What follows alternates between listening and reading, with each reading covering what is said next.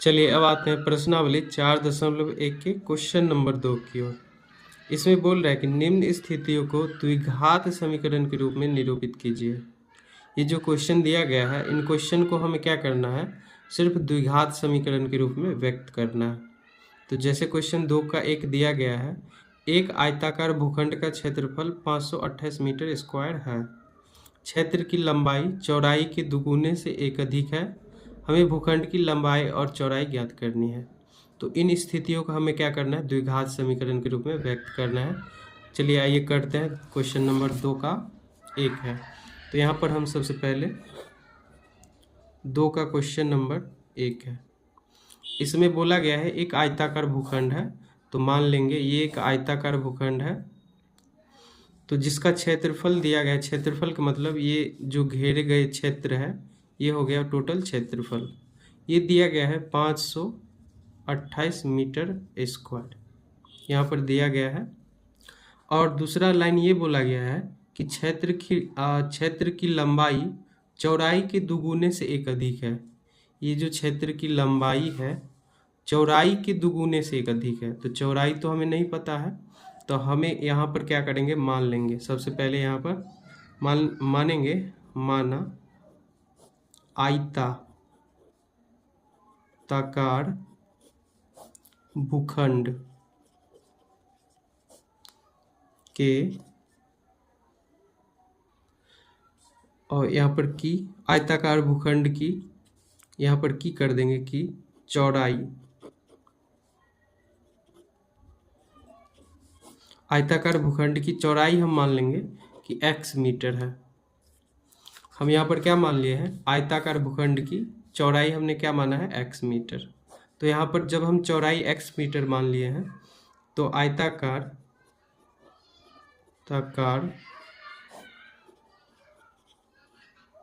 भूखंड की लंबाई कितनी हो जाएगी, यहाँ से हम देख सकते हैं।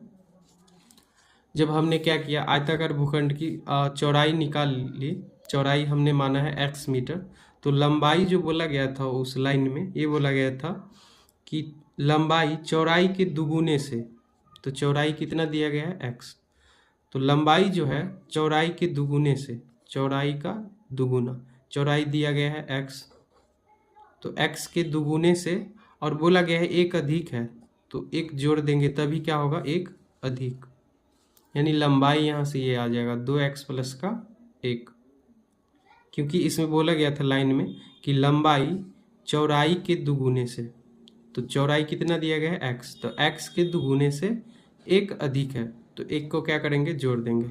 ये क्या हो गया, इतना मीटर इसका चौड़ाई लंबाई हो गया। तो जब हमने चौड़ाई माना तो यहाँ से लंबाई आ गई। अब यहाँ पर दिया गया है प्रश्नानुसार, हम देख लेंगे। यहाँ प्रश्नानुसार बोला गया है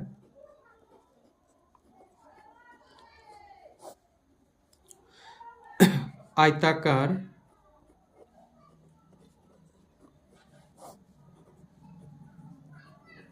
भूखंड का क्षेत्रफल, आयताकार भूखंड का क्षेत्रफल क्या होगा, ये दिया गया है 528 मीटर स्क्वायर, ये दिया गया है। तो हम जानते हैं आयत का क्षेत्रफल क्या होता है, लंबाई गुने का चौड़ाई। आयताकार भूखंड का क्षेत्रफल दिया गया है 528 मीटर स्क्वायर। हम जानते हैं आयत का क्षेत्रफल क्या होता है, लंबाई गुने का चौड़ाई। ये क्या कितना दिया गया है, 528 मीटर स्क्वायर। तो अब हम क्या करेंगे, लंबाई की जगह लंबाई लिख देंगे, चौड़ाई की जगह चौड़ाई। तो लंबाई कितना दिया गया है, लंबाई दिया गया है 2x प्लस का 1, चौड़ाई दिया गया है x, बराबर क्या है 528। यहाँ से आ जाएगा, जब x को 2x से गुना होगा ये होगा 2x स्क्वायर, x को 1 से गुना होगा ये होगा प्लस का, x को 1 से गुना होगा x।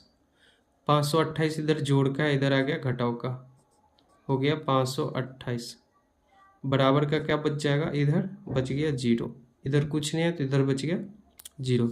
तो ये आ गया हमारा द्विघात समीकरण के रूप में। यही हमें क्या करना था, निकालना था। तो ये था क्वेश्चन नंबर 1।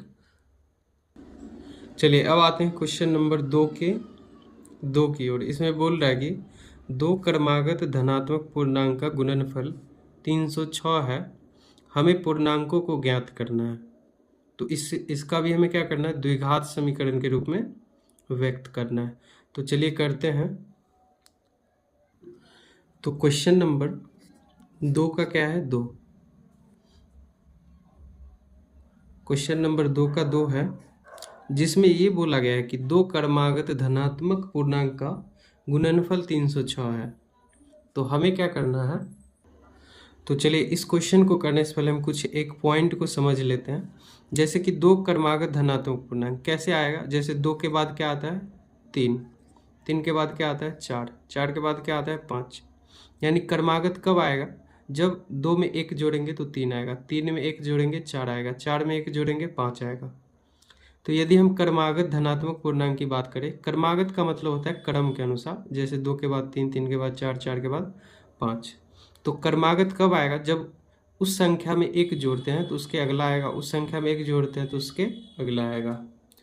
तो यहाँ पर हम क्या करेंगे, मान लेंगे, माना पहला धनात्मक पूर्णांक, हमने क्या किया, मान लिया, माना पहला धनात्मक पूर्णांक x है। तो दूसरा कैसे आएगा, दूसरा हम ऐसे करके करेंगे, दूसरा धनात्मक पूर्णांक, यदि पहला धनात्मक पूर्णांक x है तो दूसरा क्या कैसे आएगा, x+1, क्योंकि हमें क्रमागत पूर्णांक चाहिए, यानी क्रमागत धनात्मक पूर्णांक चाहिए। तो पहला यदि x है तो दूसरा क्या होगा, x+1, क्योंकि क्रमागत होने के लिए क्या करना पड़ता है, उस पूर्णांक में 1 जोड़ना पड़ता है तो उसका अगला पूर्णांक आता है। उसी प्रकार यदि हमारे पास एक धनात्मक पूर्णांक x है तो x का अगला कब आएगा, जब उसमें हम 1 जोड़ेंगे। तो ये दोनों क्या हो जाएंगे, क्रमागत। तो 2 क्रमागत धनात्मक पूर्णांक आ गया है। अब प्रश्नानुसार क्या बोला गया है सो हम देख लेते हैं। प्रश्नानुसार बोला गया है कि दोनों का गुणनफल यानी x और x गुने x+1 का, इन दोनों का गुणनफल दिया गया है कि 306 है। कितना है, 306। तो अब हम यहाँ पर कर लेंगे, x को x से गुना करेंगे ये हो जाएगा x², x को 1 से गुना करेंगे ये हो जाएगा, x को 1 से गुना करेंगे ये x ही होगा। 306 इधर प्लस का इधर आएगा, माइनस का 306 बराबर का क्या हो जाएगा, 0। ये हो जाएगा हमारा द्विघात समीकरण। तो हमें द्विघात समीकरण के रूप में ही व्यक्त करना था, तो ये हो गया यहाँ पर द्विघात समीकरण। चलिए अब आते हैं क्वेश्चन नंबर 2 के 3 की ओर। इसमें बोल रहा है कि रोहन की माँ उससे 26 वर्ष बड़ी है, उनकी आयु का गुणनफल अब से 3 वर्ष पश्चात 360 हो जाएगी, हमें रोहन की वर्तमान आयु ज्ञात करनी है। तो चलिए हमें रोहन की वर्तमान आयु को क्या करेंगे, मान लेंगे। तो सबसे पहले ये हम क्वेश्चन नंबर 2 का 3 करते हैं।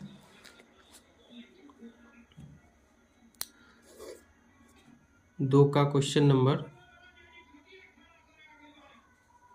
3 है। इसमें बोला गया है कि रोहन की वर्तमान आयु ज्ञात कीजिए। तो हम मान लेंगे, माना रोहन की वर्तमान आयु x वर्ष। कितना वर्ष हमने माना, x वर्ष। रोहन की वर्तमान आयु हम क्या मान लिए, x वर्ष है। तो रोहन की माँ की आयु कितना हो जाएगा, यहाँ से रोहन की माँ की आयु, जब रोहन की आयु x वर्ष है तो रोहन की माँ की आयु कितना वर्ष हो जाएगा। तो यहाँ क्वेश्चन में बोला गया है कि रोहन की माँ उससे 26 वर्ष बड़ी है, यानी रोहन की आयु अगर x वर्ष है तो रोहन की माँ की आयु कितना वर्ष हो जाएगा, x+26। रोहन से 26 वर्ष बड़ी है, x प्लस कितना होगा, 26। रोहन की आयु x वर्ष है तो इससे 26 वर्ष बड़ी तभी होगी जब हम 26 को क्या करेंगे, जोड़ देंगे। तो रोहन की माँ की आयु कितना वर्ष हो जाएगा, x प्लस 26 वर्ष। इतना क्या हो गया रोहन की माँ की आयु। अब यहाँ पर बोला गया है कि अब से उनकी आयु का गुणनफल अब से 3 वर्ष पश्चात 360 हो जाएगी। 3 वर्ष पश्चात, ये तो वर्तमान की आयु हो गया। रोहन की अभी का आयु मतलब वर्तमान की आयु क्या, कितना वर्ष है, x वर्ष।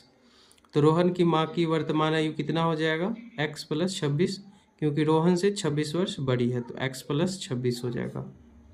अब ये बोला गया है इसमें वर्तमान का आयु का मतलब होता है अभी का आयु, और उसके बाद बोला गया है कि उनका आयु का गुणनफल अब से 3 वर्ष पश्चात 360 हो जाएगी। 3 वर्ष पश्चात का मतलब बाद। मान लीजिए एक पॉइंट को हम समझ लेते हैं, जैसे अभी का आयु, रामू का अभी का आयु 8 वर्ष है, तो 3 वर्ष पश्चात क्या होगा, तो 3 हम क्या करते हैं इसमें जोड़ देते हैं, 8 3 11 वर्ष। रामू का अभी का आयु यानी वर्तमान आयु 8 वर्ष है, तो 3 वर्ष पश्चात कितना वर्ष होगा, तो 8 प्लस 3 यानी 11 वर्ष होगा। इसी पॉइंट से हम इसको बनाएंगे। अभी देख लीजिए 3 वर्ष पश्चात की बात हो रही है, तो यहाँ पर लिख देंगे 3 वर्ष पश्चात दोनों की आयु, 3 वर्ष पश्चात दोनों की आयु यानी रोहन की आयु, रोहन की आयु, रोहन के अभी का आयु यानी वर्तमान आयु कितना वर्ष है, x वर्ष। तो 3 वर्ष पश्चात कितना हो जाएगा, x प्लस 3 वर्ष। क्या करेंगे, यहाँ पर 3 को जोड़ देंगे जैसे हम वहाँ पर किए थे। रोहन की माँ की, यहाँ पर लिख देंगे माँ की आयु, 3 वर्ष पश्चात दोनों की आयु, तो रोहन की आयु x प्लस 3, माँ की आयु कितना हो जाएगा, क्योंकि अभी जो है रोहन की माँ की आयु है x प्लस 26 वर्ष, तो 3 वर्ष पश्चात क्या होगा, x प्लस 26 प्लस 3। इसमें भी क्या करेंगे, 3 को जोड़ देंगे, इतना वर्ष होगा। यहाँ पर हो जाएगा x प्लस 26 और 3 को जोड़ेंगे, ये हो जाएगा 29 वर्ष। ये क्या हो गया, रोहन की माँ की आयु 3 वर्ष पश्चात जो होगी इतना वर्ष होगी। अब इसमें प्रश्नानुसार बोला गया था कि, प्रश्न में बोला गया कि 3 वर्ष पश्चात दोनों के आयु का गुणनफल 360 हो जाएगी। तो 3 वर्ष पश्चात दोनों की आयु कितनी है, यहाँ पर लिख देंगे प्रश्नानुसार, यानी प्रश्न के अनुसार ये बोला गया है 3 वर्ष पश्चात रोहन की आयु x प्लस 3 हो जाएगी और उनकी माँ का आयु x प्लस 29 हो जाएगी। इन दोनों का गुणनफल जो दिया गया है 3 वर्ष पश्चात दोनों के आयु का गुणनफल क्या हो जाएगा, 360। तो यहाँ लिख देंगे 360। अब यहाँ से आगे हम जाएंगे, x को दोनों से गुना करेंगे, एक बार 3 को फिर दोनों से गुना करेंगे, तो x को कितना से गुना करेंगे, x प्लस 29 से, तो ये हो जाएगा। एक बार 3 को इन दोनों से गुना करेंगे यानी प्लस 3 को कितना से गुना करेंगे, x प्लस 29 से, बराबर का कितना है, 360। यहाँ पर x को x से गुना करेंगे, ये हो जाएगा x स्क्वायर, x को 29 से गुना करेंगे प्लस का 29x, 3 को x से गुना होगा प्लस का 3x, 3 को 29 से गुना होगा, ये हो जाएगा 87, प्लस का 29 को 3 से गुना हो जाएगा 87, बराबर का 360। यहाँ से अब हम देख लेंगे x स्क्वायर 29x प्लस का 3x कितना हो जाएगा, प्लस का 29 30 और 32x, 29 और 3 कितना हो जाएगा, 32x, प्लस का 87 है तो प्लस का 87, इधर 360 प्लस का है, इधर आएगा तो माइनस का क्या हो जाएगा, 360, बराबर का क्या हो जाएगा, 0। यहाँ से अब हम देख लेंगे, यहाँ पर बच गया x स्क्वायर प्लस का 32x, यहाँ पर प्लस का 87 माइनस का 360 है तो बच जाएगा यहाँ पर माइनस का 273, बराबर का 0। ये आपका एक द्विघात समीकरण क्या हो गया, प्राप्त हुआ। यही हमें क्या करना था, ज्ञात करना था। चलिए अब आते हैं क्वेश्चन नंबर 2 के 4 की ओर। इसमें क्या बोल रहा है कि एक रेलगाड़ी 480 किलोमीटर की दूरी समान चाल से तय करती है। यदि इसकी चाल 8 किलोमीटर प्रति घंटा कम होती है तो वह दूरी तय करने में 3 घंटे अधिक समय लेती हैं। हमें रेलगाड़ी की चाल ज्ञात करनी है। ये क्वेश्चन दिया गया है, रेलगाड़ी की चाल ज्ञात करनी है। तो जो हमें ज्ञात करना होता है वो हम क्या करते हैं, मान लेते हैं। चलिए मान लेंगे, यहाँ पर जो दिया गया है, तो क्वेश्चन नंबर कितना है, 2 का 4। हमें रेलगाड़ी की चाल ज्ञात करनी है। तो यहाँ पर हम मान लेंगे, माना रेलगाड़ी की चाल, रेलगाड़ी की चाल कितनी है, x किलोमीटर प्रति घंटा। यहाँ पर रेलगाड़ी की चाल कितना हमने मान लिया, x किलोमीटर प्रति घंटा। तो अब हम क्या करेंगे, और यहाँ पर दूरी जो दिया गया है, ये दिया गया है 480 किलोमीटर। तो यहाँ पर हमने मान लिया है कि रेलगाड़ी की चाल x किलोमीटर प्रति घंटा है, यानी 1 घंटा में x किलोमीटर जाती है। क्योंकि हमें रेलगाड़ी की चाल नहीं पता है तो हम मान लिए हैं कि रेलगाड़ी की चाल क्या है, x किलोमीटर प्रति घंटा, यानी 1 घंटा में x किलोमीटर जाती है। जहाँ पर दूरी तय करना है 480 किलोमीटर। दूरी कितना दिया गया है, 480 किलोमीटर। इसमें टाइम भी नहीं दिया गया कि 480 किलोमीटर दूरी तय करने में इतना समय लेता है। तो हम समय को क्या मान लेते हैं, समय को मान लेते हैं t। क्या मान लेते हैं, t। चलिए अब प्रश्नानुसार करते हैं।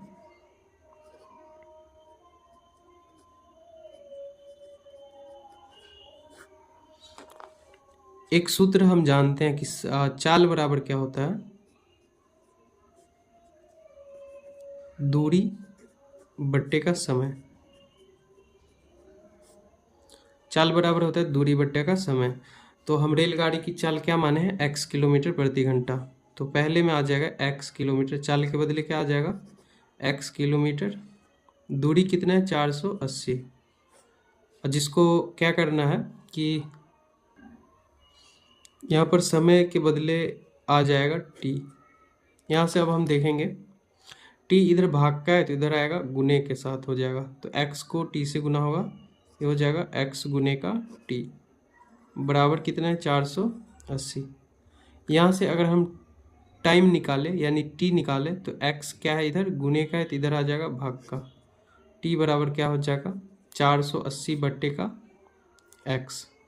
इसको हम क्या करेंगे, समीकरण 1 मान लेंगे। यहाँ पर t का वैल्यू कितना है, 480 बट्टे का x। अब चलिए चलते हैं अगला पॉइंट की ओर। इसमें बोल रहा है कि यदि रेलगाड़ी की चाल 8 किलोमीटर कम होती हैं तो वह दूरी तय करने में 3 घंटे अधिक लेती है। तो पहले रेलगाड़ी की चाल कितना था, x किलोमीटर प्रति घंटा। अब बोल रहा है कि यदि रेलगाड़ी की चाल 8 किलोमीटर प्रति घंटा कम होती, अब रेलगाड़ी की चाल क्या हो जाएगी, रेल गाड़ी की चाल, पहले रेलगाड़ी की चाल कितनी थी, x किलोमीटर प्रति घंटा। तब हम टाइम निकाले थे t का मान। अब क्या बोल रहा है कि दूसरा पॉइंट में, अब रेलगाड़ी की चाल यदि हम क्या करें, 8 किलोमीटर प्रति घंटा कम कर दे। पहले था x किलोमीटर प्रति घंटा, उसमें से कम कर देंगे यानी घटा देंगे 8 किलोमीटर प्रति घंटा। तो घटाएंगे तो नया चाल कितना आ जाएगा, x माइनस 8 किलोमीटर प्रति घंटा। ये रेलगाड़ी की नई चाल आ जाएगी। बोल रहा था कि रेलगाड़ी की चाल यदि 8 किलोमीटर प्रति घंटा कम किया जाए, तो पहले रेलगाड़ी का चाल था x किलोमीटर प्रति घंटा, उसमें से कम हो गया यानी घट गया 8 किलोमीटर प्रति घंटा। तब समय कितना होगा, समय बोल रहा है समय कि 3 घंटे अधिक लगता है। पहले समय जो था वो t लगता था, अब 3 घंटे अधिक लगता है, तो टी में हम क्या करेंगे, 3 को जोड़ देंगे। अब टाइम कितना लग रहा है, 3 घंटा अधिक, यानी टी प्लस का 3। और दूरी कितना है, दूरी तो हमें उतना ही तय करना है। दूरी कितना दिया गया है, 480 किलोमीटर, दूरी हमें उतना ही दिया गया है। तो फिर हम क्या करेंगे, हम जानते हैं क्या, चाल बराबर क्या होती है, चाल बराबर दूरी बटे का समय। तो यहाँ से चाल का वैल्यू क्या आ जाएगा, अब x माइनस का 8 बराबर दूरी कितना है 480, समय कितना दिया गया है t प्लस का 3, तो ये हो गया t प्लस का 3। तो यहाँ से अब आगे हम करेंगे t प्लस का 3, इधर भाग का, इधर आएगा गुना का, तो x माइनस 8 के साथ क्या होगा, गुना में आ जाएगा t प्लस का 3 बराबर क्या है 480। यहाँ से x माइनस 8 इधर क्या है गुना में, इधर आएगा भाग में, हमें t का वैल्यू निकालना है यहाँ पे, तो सबको हम उधर भेज देंगे। तो यहाँ से t प्लस का है 3 बराबर x माइनस 8 इधर गुने में है, इधर आ जाएगा भाग में, भाग में क्या हो जाएगा x माइनस का 8। t प्लस का है 3, तो इधर प्लस का 3 को हम क्या करेंगे, उधर भेजेंगे, तो क्या हो जाएगा माइनस का 3, इधर बच गया सिर्फ t बराबर हो जाएगा 3, इधर प्लस का है उधर जाएगा माइनस का, 480 बट्टे का x माइनस 8 प्लस का है माइनस का हो गया 3। अगर हम चाहे तो नीचे में 1 ले सकते हैं, यहाँ से हो जाएगा t बराबर x माइनस 8 और 1 का लॉस क्या हो जाएगा x माइनस 8। अब हम करेंगे यहाँ से 480 है तो 480, यहाँ पर हो जाएगा एक को x माइनस 8 यानी 3 को x माइनस 8 से गुना करेंगे और यहाँ लिख देंगे, माइनस है तो यहाँ पर लिख देंगे माइनस, 3 को x से गुना होगा ये होगा 3x, 3 को 8 से गुना होगा, माइनस का हो जाएगा अतिरिक्त 24। 3 को हम क्या किए x माइनस 8 से गुना कर दिए, 3 को x से गुना होगा 3x, 3 8 है 24। अब यहाँ से आगे जाएगा t बराबर 480, बाहर माइनस लगा है, कोष्ठ हटाएंगे चिन्ह बदल जाएगा, ये माइनस का है तो ये प्लस का क्या हो जाएगा 3x, ये माइनस का है तो ये प्लस का है, सॉरी ये प्लस का है तो ये माइनस का हो जाएगा 3x, यहाँ क्या हो जाएगा माइनस का 3x, और ये माइनस का है तो ये क्या हो जाएगा प्लस का 24। क्यों, क्योंकि यहाँ पर कितना है, बाहर माइनस लगा है तो ये प्लस का है तो ये माइनस का हो गया, और ये माइनस का था तो ये प्लस का हो गया, कोष्ठ जब हम हटा दिए तब। बट्टे का है x माइनस का 8, तो बट्टे का हो गया x माइनस का 8। यहाँ से अब हम देख लेंगे t बराबर हो जाएगा 480 प्लस का 24, ये कितना हो जाएगा, ये हो जाएगा ये और ये जोड़ में है तो ये दोनों जुट जाएगा 500, 480 20 504, अब माइनस का है 3x तो ये हो जाएगा माइनस का 3x, बट्टे का है x माइनस 8 तो बट्टे का हो जाएगा x माइनस 8। यहाँ से देख लीजिए, इसको हम क्या करेंगे समीकरण 2 मान लेंगे। अब हम क्या करेंगे, तो ये था आपका समीकरण 1 और ये था समीकरण 2 और t का वैल्यू दिया गया है। अब हमें ये देख लेते हैं, इसमें क्या है बायां पक्ष बराबर है तो दायां पक्ष अपने आप क्या हो जाएगा बराबर, क्योंकि बायां पक्ष में हम दोनों क्या किए हैं t का वैल्यू ही ज्ञात किए हैं, t का मतलब टाइम दोनों ज्ञात किए हैं। जब बायां पक्ष बराबर होगा तो दायां पक्ष अपने आप क्या हो जाएगा बराबर। तो यहाँ पर लिख सकते हैं समीकरण 1 तथा 2 से, समीकरण 1 तथा 2 से क्या कर लेंगे, बायां पक्ष बराबर तो दायां पक्ष बराबर होगा 480 बट्टे x बराबर होगा 504 माइनस 3x बट्टे का x माइनस 8 से, क्योंकि ये वाले पक्ष बराबर हैं तो ये वाले पक्ष बराबर होंगे, यानी 480 बट्टे x बराबर होंगे इनके तो यहाँ से अब हम लिख लिया। अब इसको हम क्या करेंगे, सॉल्व करेंगे। x माइनस 8 को इधर गुना करेंगे, इसको इससे गुना होगा, इसको इससे गुना होगा। तो x माइनस 8 को 480 से गुना होगा, x माइनस 8 गुने का 480 बराबर x को इससे गुना होगा तो 504 को x से गुना होगा, ये हो जाएगा 504x, और 3x माइनस 3x को x से गुना होगा तो ये हो जाएगा माइनस 3x स्क्वायर। कितना हो जाएगा, ये हो जाएगा माइनस 3x को x से गुना होगा तो माइनस 3x स्क्वायर। चलो ये दोनों हम क्या किए, गुना कर दिए। अब इन दोनों को हम गुना करते हैं। 480 को x से गुना होगा तो ये कितना हो जाएगा, 480x, यहाँ से ये हो गया। अब क्या होगा, 480 को 8 से गुना होगा तो ये माइनस का है तो माइनस का, 480 का 8 से गुना होगा, ये हो जाएगा 3840, ये हो जाएगा गुना करके 3840। आप गुना करके देख लेना, ये प्लस का है माइनस का है तो प्लस माइनस माइनस ही होगा। अब ये टोटल इस दाएं पक्ष वाले को हम बाएं पक्ष में ला देते हैं, तो सभी को हम इधर लाएंगे तो ये हो प्लस का है तो इधर आएगा माइनस का, हो जाएगा 504x, और ये माइनस का है तो इधर आएगा तो प्लस का क्या हो जाएगा 3x स्क्वायर बराबर का क्या बच गया, इस साइड क्या बच गया 0, क्योंकि इस साइड हम सभी को क्या किधर ला दिए, बाएं पक्ष ला दिए। तो यहाँ से बच गया दाएं पक्ष में सभी 0। अब यहाँ से हम देख लेते हैं 480x क्या है, प्लस में है, और 504x क्या है, माइनस में है। तो कितना बचेगा, ये हो जाएगा। तो सबसे पहले हम क्या करेंगे, x स्क्वायर वाला लिख देंगे, तो प्लस का है 3x स्क्वायर, तो ये हो गया प्लस का 3x स्क्वायर। 504x माइनस का है और 480x प्लस का है, तो माइनस का ही बचेगा। माइनस का कितना बचेगा, 24x। अब यहाँ पर ये देखेंगे माइनस का है 3840, तो 3840 बराबर का 0।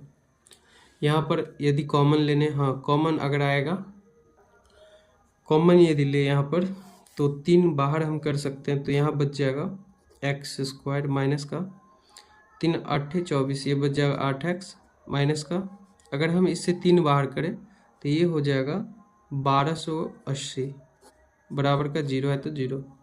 3 इधर गुने का है, इधर भाग में आएगा, तो 0 को 3 से भाग, 0 में यदि हम 3 से भाग लगाए तो ये हो जाएगा 0, यानी 3 खत्म हो जाएगा। यहाँ पर बच जाएगा x स्क्वायर माइनस का 8x माइनस का 1280। 3 इधर गुने का था, इधर आ गया भाग का, तो 0 में 3 से भाग लगाएंगे, ये हो जाएगा 0। ये आपका द्विघात समीकरण हमें क्या करना था, निकालना था। तो इस प्रकार इस अध्याय का क्या होता है, खत्म।